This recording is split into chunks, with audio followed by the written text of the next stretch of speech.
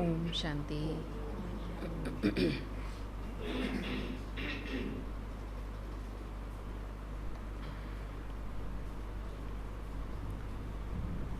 आज प्यारे बाप दादा के महावाक्य हैं। मीठे बच्चे, प्रतिज्ञा करो। क्या प्रतिज्ञा करनी है?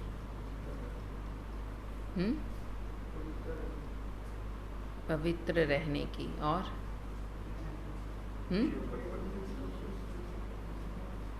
क्या? दूसरे भी पवित्र बने। और किस बात की प्रतिज्ञा करें?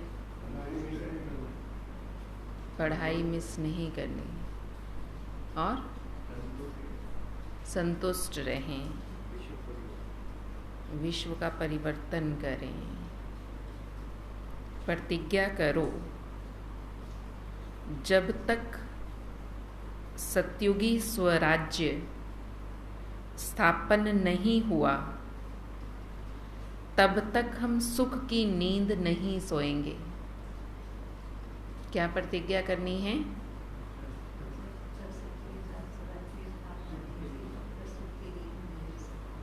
क्या? कब तक? सुनाई नहीं दिया। पूरी लाइन बोलो।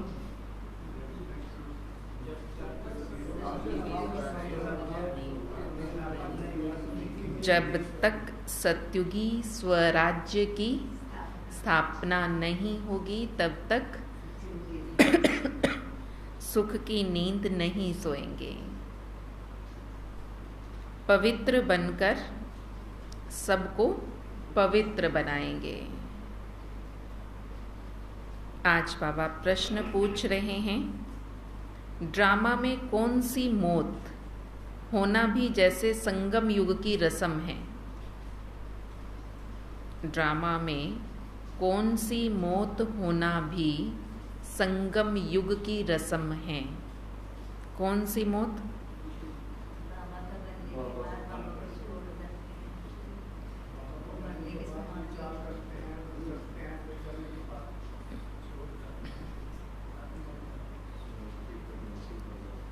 बाबा बोले, विजय माला में आने का पुरुषार्थ करने वाले अच्छे अच्छे बच्चे भी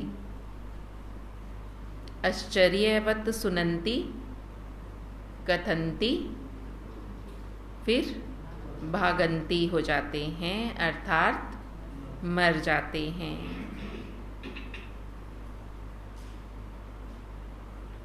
ऐसी मौत भी संगम युग की जैसे रस्म बन गई है।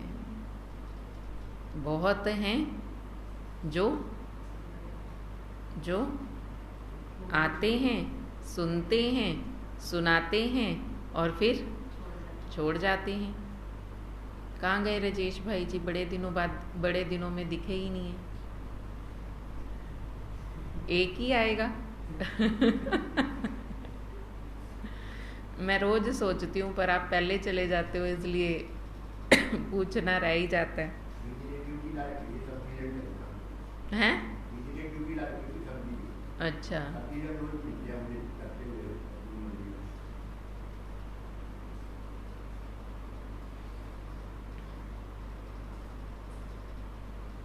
तो बाबा कहते हैं ऐसी रस्म भी संगम युग की रस्म बन गई है।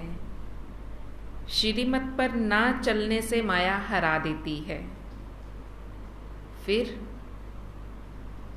श्रीमत पर नहीं चलेंगे तो माया से हार खाएंगे। फिर क्या होगा?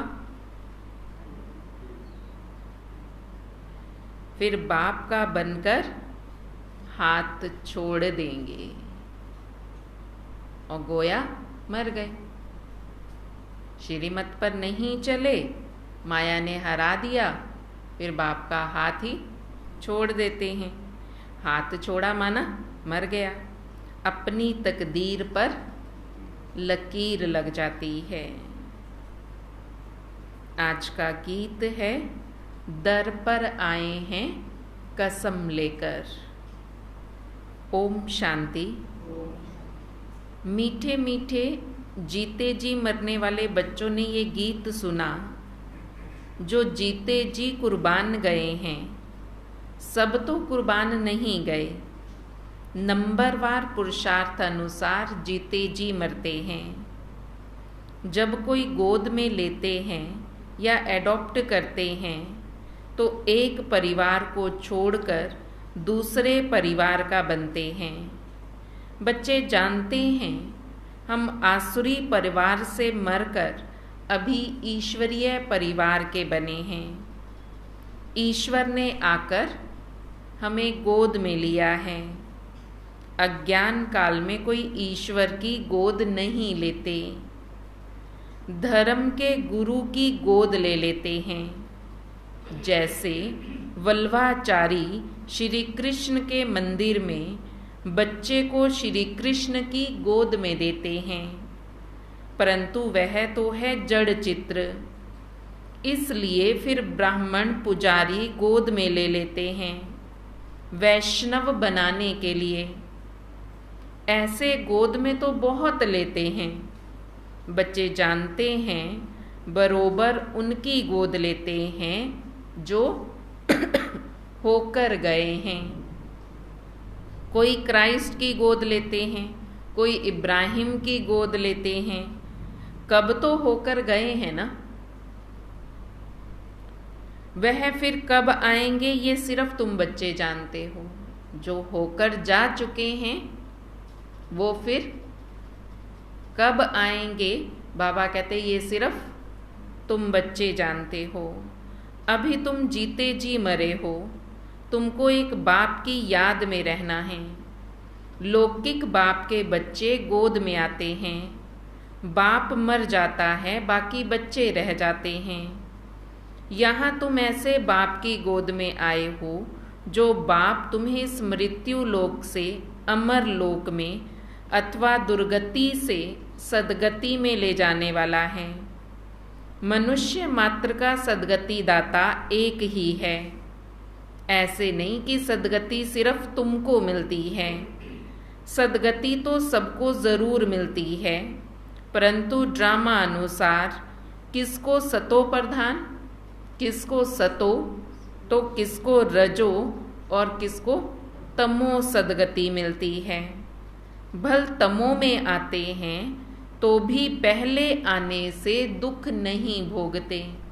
चाहे कलयुगी दुनिया में किसी का जन्म है बस, परंतु बाबा कहते शुरू में आते हैं, पहला जन्म होगा तो दुख नहीं भोगेंगे।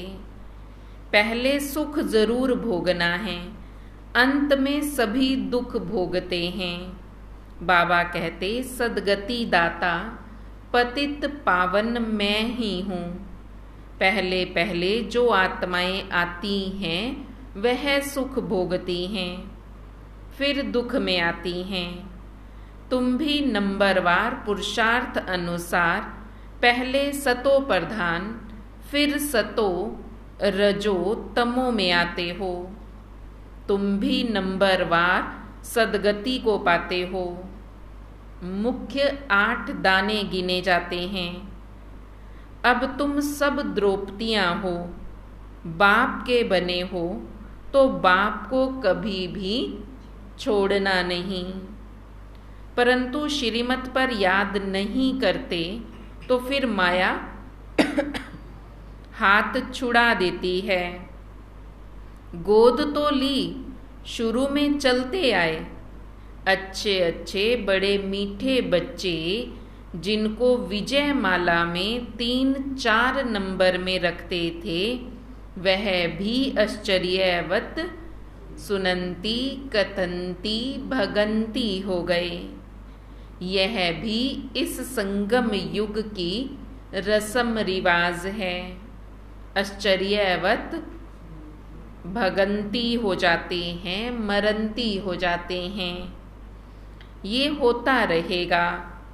कहेंगे ड्रामा में इनका यह मौत था। बाप का बनकर फिर हाथ छोड़ा तो गोया मर गया। तो भले इस दुनिया में हैं, जीते हैं, परंतु अगर यहाँ से निकल गए तो बाप कहेंगे आसुरी दुनिया में जी रहे हैं और दैवी दुनिया से, इस ईश्वरीय दुनिया से मर गए हैं। आसुरी दुनिया में चले जाते हैं, कोई कारण तो बनता है ना।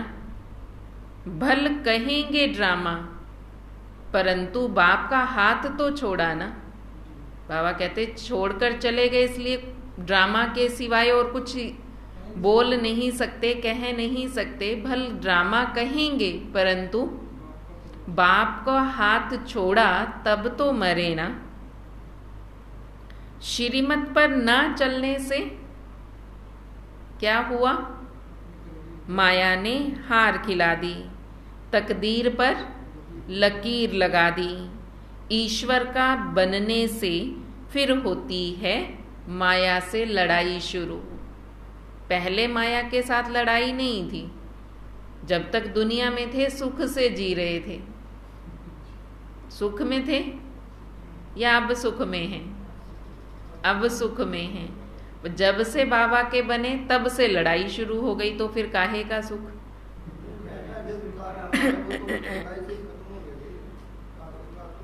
विश्व की राजाई की लड़ाई है ये, विश्व का राज्य पाने का पुरुषार्थ है ये। इसलिए पहले से अब सुखी हैं। बाबा कहते ईश्वर का बनते ही माया से लड़ाई शुरू हो जाती है। बाकी कोई देवता और असुरों की लड़ाई नहीं है, ये लड़ाई है माया से, ब्राह्मण और असुरों की लड़ाई। देवता जो बनने वाले हैं उनकी लड़ाई है माया से, असुरों से। उन्होंने फिर दिखा दी देवता और असुरों की लड़ाई। माया असुर है और तुम देवता बन रहे हो। माया असुर पर तुम्हें जीत पानी है। अच्छा, अब बच्चे लिखते हैं। क्या लिखते हैं? क्या क्या लिखा बाबा को? क्या लिखा पत्र में? क्या लिखा? बाबा को लिखते हैं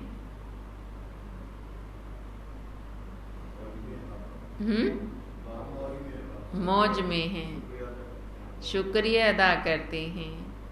लिखते हैं बाबा को पत्र? मनोज भाई जी लिखते हो तो क्या लिखा? बाबा को लिखते हैं, बच्चे लिखते हैं। क्या इंद्रजीत भाई जी?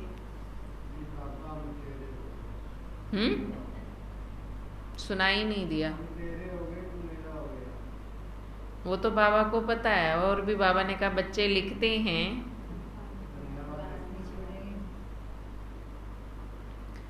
बाबा राखी के त्योहार पर क्या करें? पूछते हैं। अब सेवा करनी है तो जो सेवाधारी होंगे वो पूछेंगे कि कैसे सेवा करें, क्या करें। हर त्योहार पर तैयारियां तो करते हैं ना। रक्षाबंधन पर्व के उपलक्ष्य में इन एडवांस जाकर राखी बांधते हैं। इसका पूरा रहस्य भी बुद्धि में होना चाहिए। आगे तो ब्राह्मण ब्राह्मणियां राखी बांधते थे, अब यह रिवाज निकला है बहन भाई को राखी बांधती है। असल में ब्राह्मण राखी बांधते थे क्योंकि ब्राह्मण जाति ऊंच स्वच्छ गाई हुई है। ब्राह्मण असुल सन्यासियों से भी ऊंच हैं, परंतु ड्रामा अनुसार इस समय सन्यासी ऊंच बन गए हैं। आगे ब्राह्मण राखी बांधते थे, फिर जन्माष्टमी पर वह राखी खोलते थे। जैसे द्रौपदी के लिए कहते हैं ना कि जटाएं खोल दी थी, ऋषि लोगों की जटाएं भी हमेशा खुली रहती हैं। पतिव्रता स्त्री होती है तो चोटी बांधती है। द्रौपदी ने खोल दिया था कि जब तक हम अपना राज्य नहीं लेंगे तब तक चोटी नहीं करेंगे। अब तुम बच्चों को सिर्फ अर्थ समझाया जाता है कि जब तक हम स्वराज्य नहीं लेंगे तब तक हम सुख की नींद नहीं सोएंगे। बाबा कहते जैसे उसने प्रतिज्ञा ली द्रौपदी के लिए दिखाया। क्या प्रतिज्ञा ली? क्या प्रतिज्ञा ली? जब तक हमें हमारा राज्य नहीं मिल जाता मैं जटाएं अपने बाल नहीं बांधूंगी।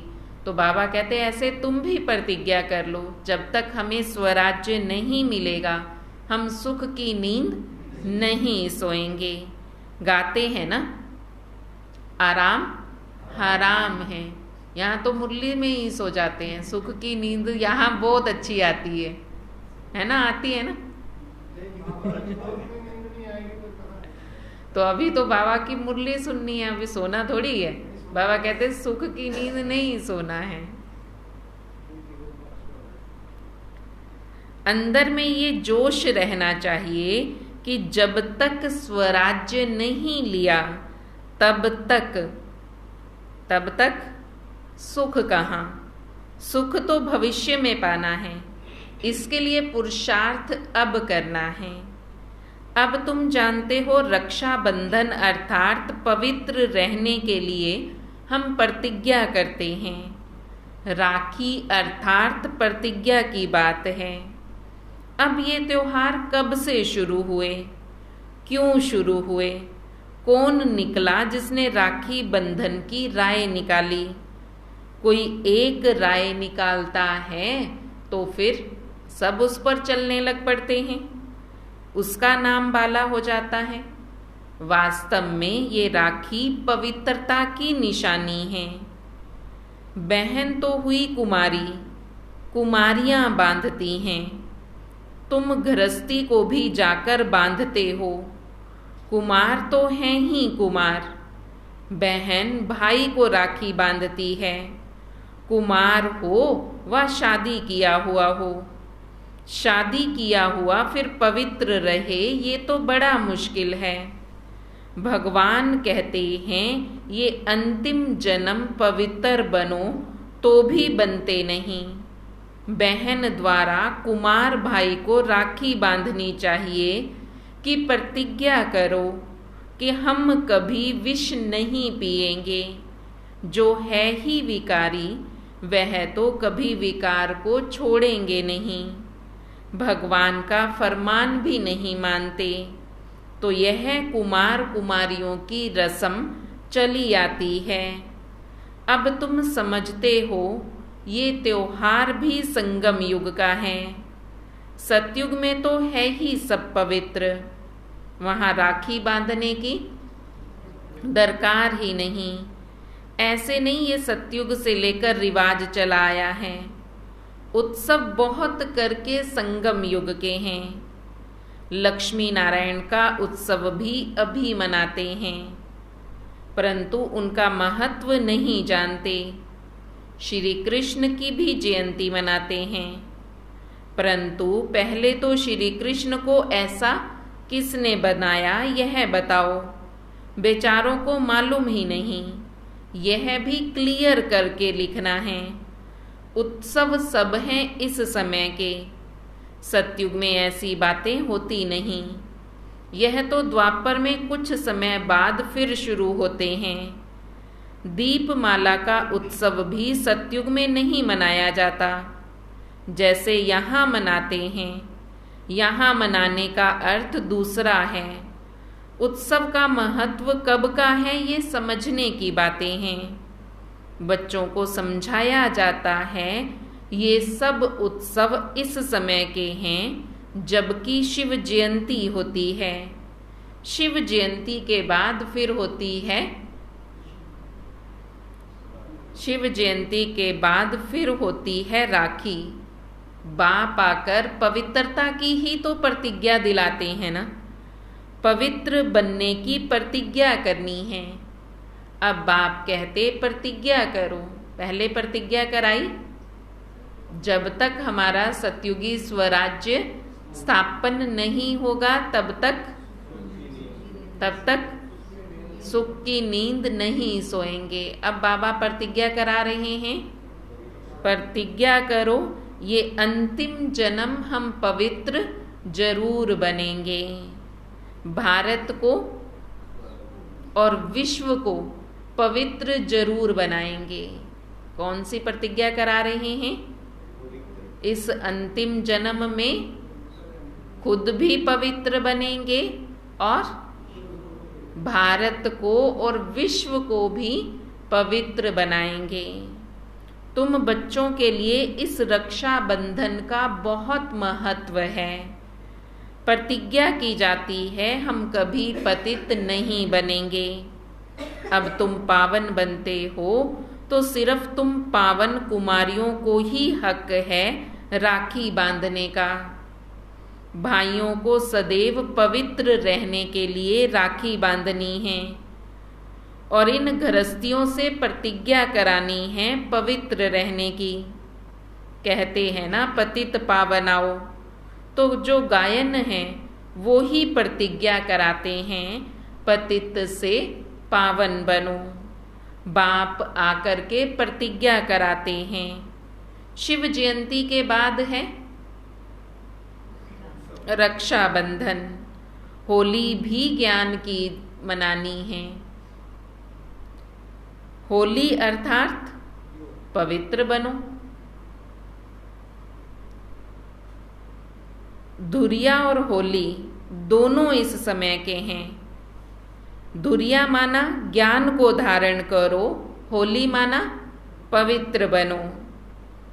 वह फिर पत्थर बुद्धि गोबर आदि बनाकर उसको जलाते रहते हैं।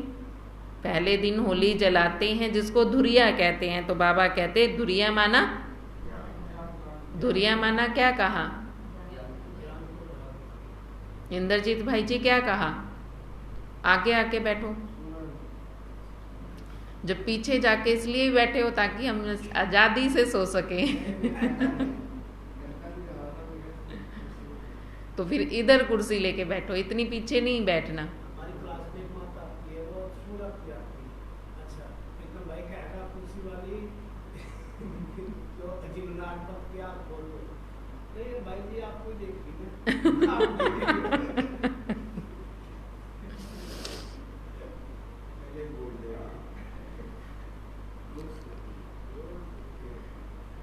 तो धुरिया माना ज्ञान धारण करना और होली माना पवित्र बनना।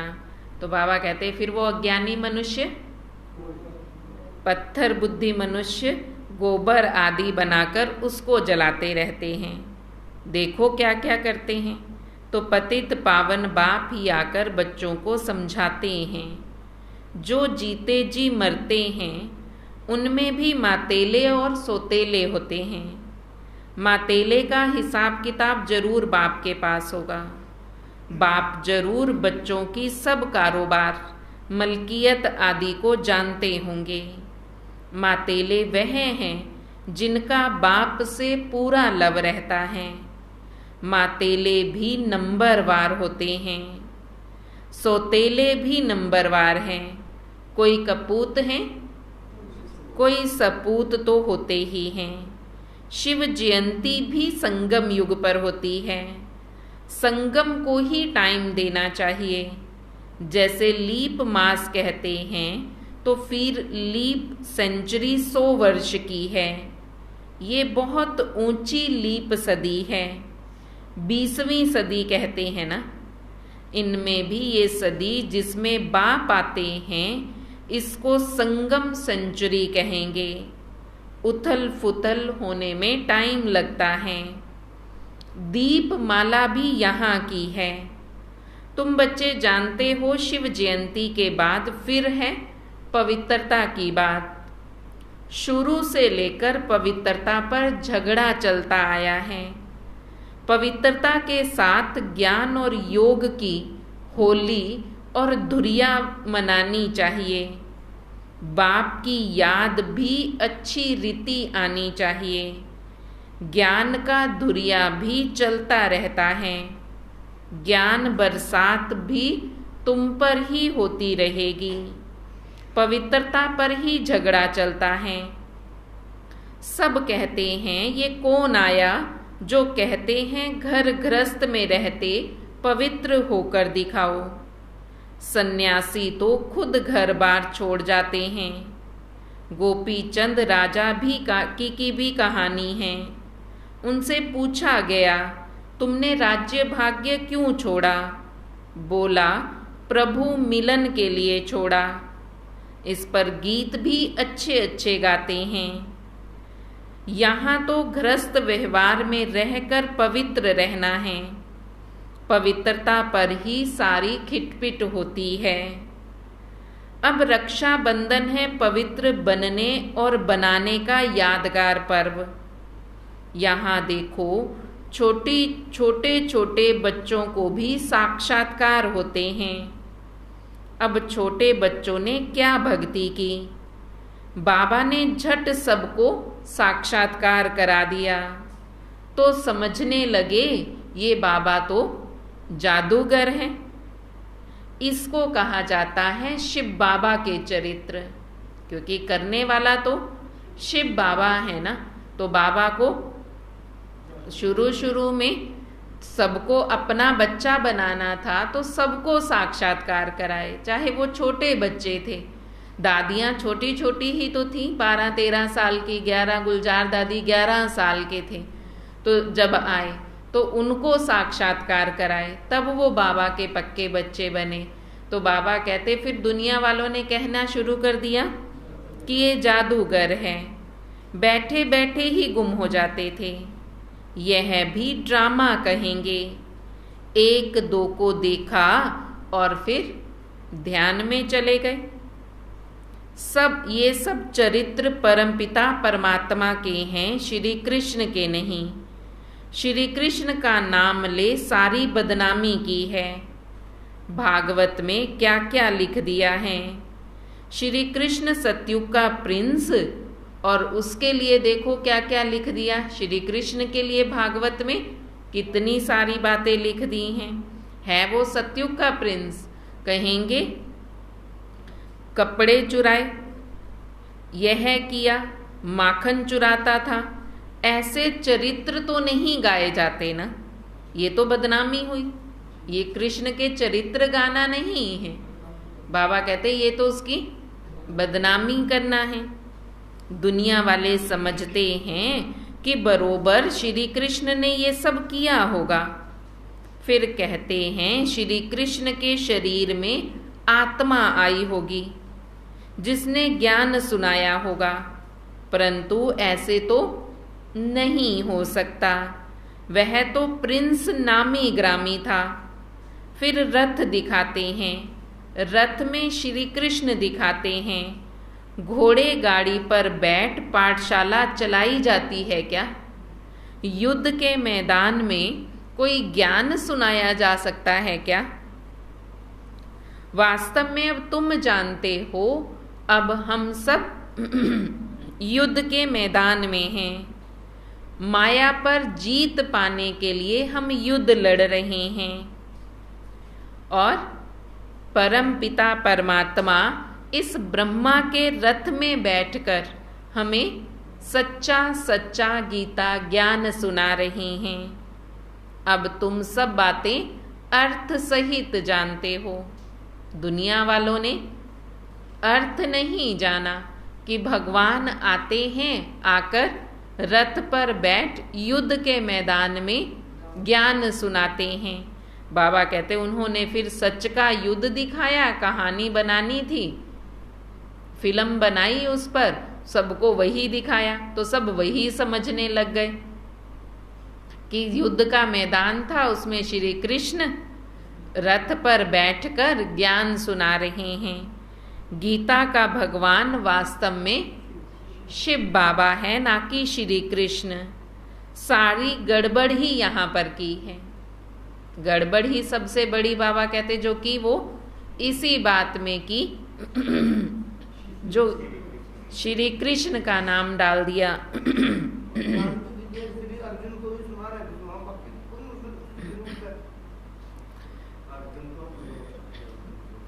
तो बाबा कहते कि ये सारी बातें अब अर्थ सहित तुम समझते हो, पहले नहीं समझते थे।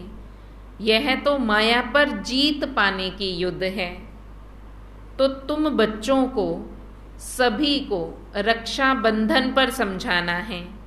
रक्षाबंधन अर्थात पतितों को पावन बनाने के लिए स्वयं परमपिता परमात्मा आए हुए हैं। तुम ब्रह्मा कुमारियां हो जो गाई हुई हो। कुमारी वह जो 21 कुल का उद्धार करे। संगम की ही बात है। फिर यह उत्सव सतयुग आदि में नहीं चलता। राखी बंधन के बाद फिर है श्री कृष्ण जयंती, क्योंकि सतयुग में पहला नंबर जन्म श्री कृष्ण है। पवित्र बनेंगे, दुनिया को पवित्र बनाएंगे, तभी तो श्री कृष्ण आएगा ना। तो इसलिए राखी बंधन के बाद फिर श्री कृष्ण का जन्म दिखाया है। फिर उनकी राजधानी चलती है। श्री कृष्ण का जन्म तब तक नहीं हो सकता जब तक पवित्र दुनिया नहीं बनेगी। इसलिए तुम इस समय प्रतिज्ञा करते हो, क्या? हम पवित्र बनकर भारत को और विश्व को पवित्र बनाएंगे। श्री कृष्ण के कुल में जाने के लिए पवित्र तो जरूर बनना पड़े ना।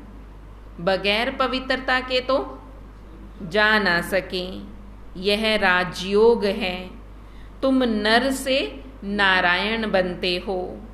लक्ष्मी नारायण की जीवन कहानी है नहीं। जीवन कहानी तो राधे कृष्ण की है। क्योंकि अब तुम बच्चे जान गए हो। क्या जान गए हो?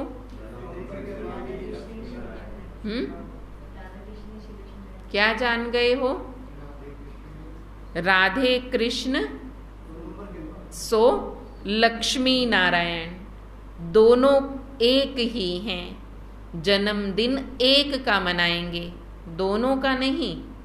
अब कृष्ण का मनाते हैं, नारायण का नहीं। क्यों? क्योंकि एक ही है। जन्मदिन एक का मनाएंगे। श्री कृष्ण का जन्मदिन मनाते हैं। अच्छा, तो फिर नारायण जयंती कब? फिर उसकी जयंती क्यों नहीं मनाते? कारण तो होगा ना। बाबा कहते ऐसे क्वेश्चन तुम कर सकते हो, फिर उनको समझाना चाहिए। ना समझने के कारण ही सारा खेल ही मुंझा दिया है। महत्व सारा यहाँ का है। और फिर उसके बाद मनाएंगे। उसके बाद क्या मनाएंगे? उसके बाद दशहरा। फिर रावण को मारते हैं। फिर दशहरे के बाद होती है दीपावली। ऐसे मत समझो कि दीपमाला कोई सिर्फ सतयुग में ही होगी। सतयुग में तो है ही पवित्र दुनिया। वहाँ तो हर दिन दिवाली है। वहाँ एक दिन मनाने की जरूरत नहीं है, वहाँ हर दिन दिवाली है। सतयुग में तो आत्माएं हैं ही पवित्र। सबकी आत्मा की ज्योत वहाँ जगी हुई रहती है। उत्सव तो सारे इस समय के हैं। अभी तुम सबकी बायोग्राफी को जानते हो। शिव बाबा स्वयं आकर के बच्चों को कहते हैं, अब पवित्र बनो, तुम आत्माएं मैली हो गई हो। सन्यासी तो कहते हैं आत्मा निर्लेप है। इसलिए बहुत लोग कह देते हैं अंडा मछली आदि खाने में कोई हर्जा नहीं। सबकी अपनी अपनी रस्म रिवाज है। जो कहते हैं आत्मा निर्लेप है, खाना पीना तंदे खातिर, रूदा कोई परहेज नहीं। ऐसे श्लोक बनाए हैं, स्लोगन बनाए हैं कि खाना तो तन के लिए है, इसलिए जो कुछ मर्जी खाओ, इससे आत्मा का कोई लेना देना नहीं है। पर बाबा कहते वही फिर कोई परहेज नहीं करते हैं, सबकी अपनी अपनी रस्म रिवाज है। ऐसे मनुष्य ही फिर देवताओं पर भी जाकर शराब आदि चढ़ाते हैं। आगे काली पर मनुष्यों की बलि चढ़ाते थे। शिव को भी काला नहीं कहेंगे, ना शंकर को कहेंगे। ब्रह्मा और विष्णु के 2 रूप गोरे से काले बनते हैं। बाकी इस देवताओं को काला नहीं कहा जाता। इस समय सबकी आत्माएं काली हो गई हैं, लेकिन जब देवता रूप में हैं तो सब गोरे हैं। इस समय का यादगार ही फिर उन्होंने देवताओं को काला दिखा दिया है। बनती आत्मा है इस समय काली और दिखाया है देवताओं को काला, लेकिन जब देवताओं के रूप में थी आत्माएं तब गोरी थी। बाबा कहते सब कुछ मिक्स कर दिया है, कहाँ की बात फिर कहाँ ले आते हैं। ये सब बातें अभी बाप बैठ तुम बच्चों को समझाते हैं। अच्छा, मीठे मीठे सिकीलदे बच्चों प्रति मात पिता बाप दादा का याद प्यार और गुड मॉर्निंग। रूहानी बाप की रूहानी बच्चों को नमस्ते। रूहानी बच्चों की रूहानी बाप दादा को दिल व जान सिक व प्रेम से नमस्ते नमस्ते नमस्ते जी। क्या कहा आज बाबा ने?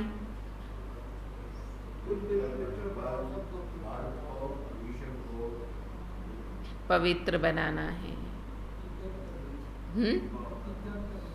प्रतिज्ञा करनी है। कौन सी?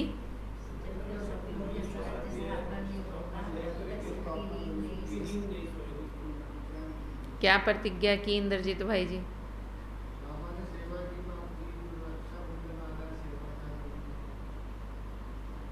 इसलिए बाबा 1 महीना पहले ही अलर्ट कर रहे हैं कि फिर ये ना कहना हमें टाइम नहीं मिला, हमें पता नहीं चला।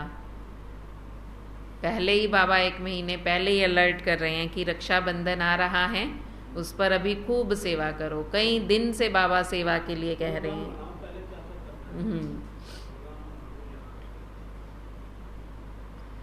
और क्या?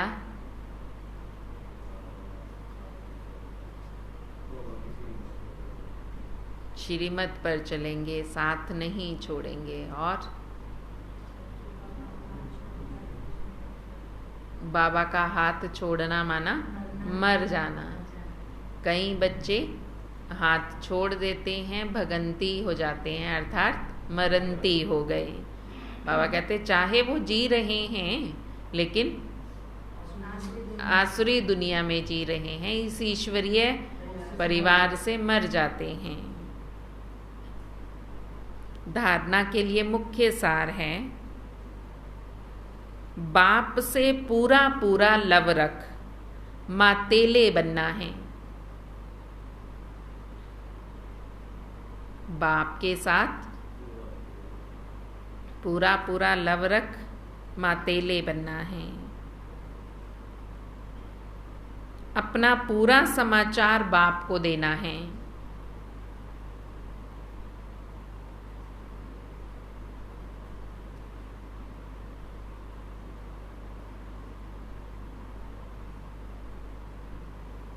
कभी भी कपूत नहीं बनना।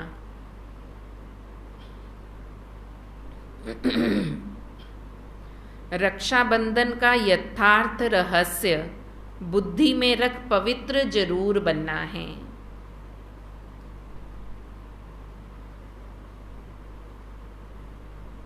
माया से कभी हार नहीं खानी। पवित्रता के बल से स्वराज्य लेने की प्रतिज्ञा करनी है। क्या करना है? बाबा से पूरा पूरा लव रख कर मातेले बनना है। अपना पूरा समाचार बाप को देना है, कभी कपूत नहीं बनना। रक्षाबंधन का यथार्थ रहस्य बुद्धि में रख, पवित्र जरूर बनना है। माया से हार नहीं खानी, पवित्रता के बल से स्वराज्य लेने की प्रतिज्ञा करनी है।